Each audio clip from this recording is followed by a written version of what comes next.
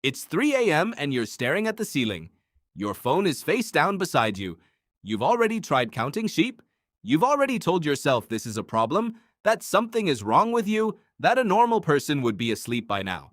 But the real answer is far stranger than a problem. For most of human history, this exact moment was not a malfunction. It was the plan.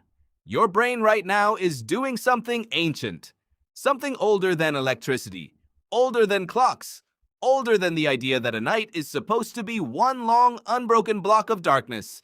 You just don't recognize it because everything around you has trained you to see it as broken. So what did people actually do at 3 a.m. before the modern world convinced you that waking up at night meant you were failing at sleep? Historian Roger Ekirch spent years combing through diaries, court records, and medical texts from pre-industrial Europe. He found something strange repeating across centuries. People described going to bed shortly after dark, sleeping for a few hours, and then waking. Not from a nightmare, not from noise. They simply woke in the middle of the night, wide awake, and stayed that way for an hour or more before drifting into a second sleep until morning. They had names for it. First sleep, second sleep. The gap between them wasn't wasted time. It was used. People prayed. They talked with a spouse in the dark. They visited neighbors. Some had sex. Some just lay there, calm, thinking, half in a dream and half out of it.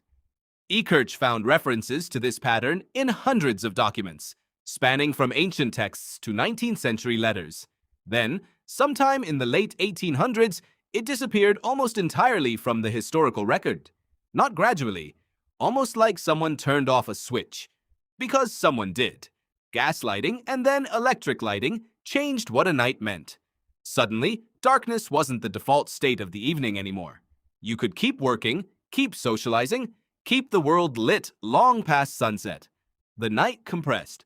What used to be two sleeps separated by an hour of quiet wakefulness got squeezed into one continuous stretch because there was no longer room for anything else.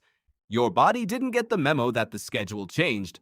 Psychiatrist Thomas Wehr ran an experiment in the early 1990s that makes this almost impossible to ignore. He took a group of volunteers and removed artificial light from their evenings entirely. 14 hours of darkness a night, no exceptions, for over a month. Within weeks, without being told to, their sleep split. They fell asleep a few hours after dark, woke for roughly an hour in the middle of the night, calm and alert, and then fell back asleep until morning. Wehr wasn't watching people who were unwell. He was watching what human sleep does when you strip away modern light. The two-part pattern wasn't a disorder.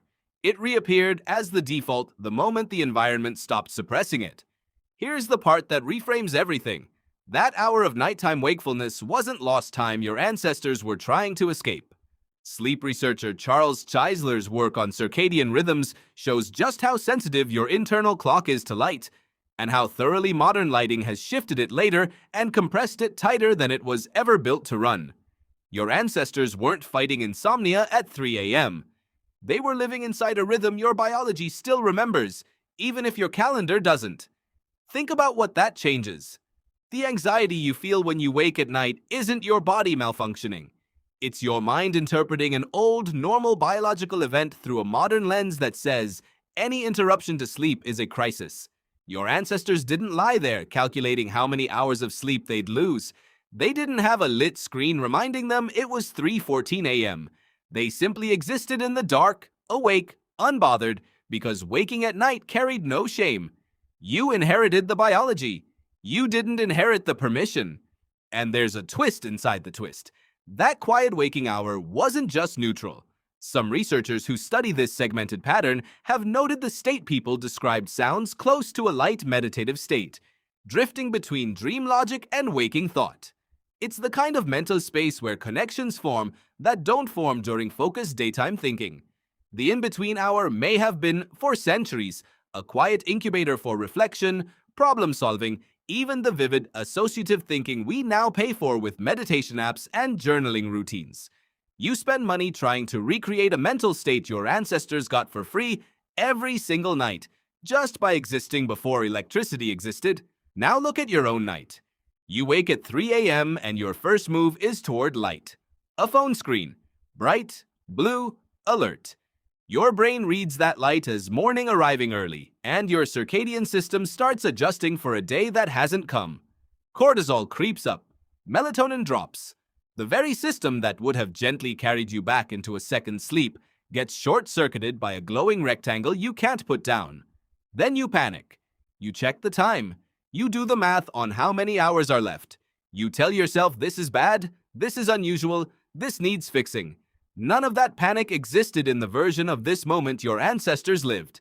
They just were awake, in the dark, and then eventually, they weren't.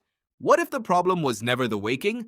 What if the problem is that you're the first generation in human history taught to treat a completely ordinary biological rhythm as an emergency? Your ancestors didn't sleep through the night because they were tougher, calmer, or better adjusted. They slept through the night in two pieces because that's what human sleep does in the dark, uninterrupted by artificial light, and nobody had told them there was anything to be afraid of.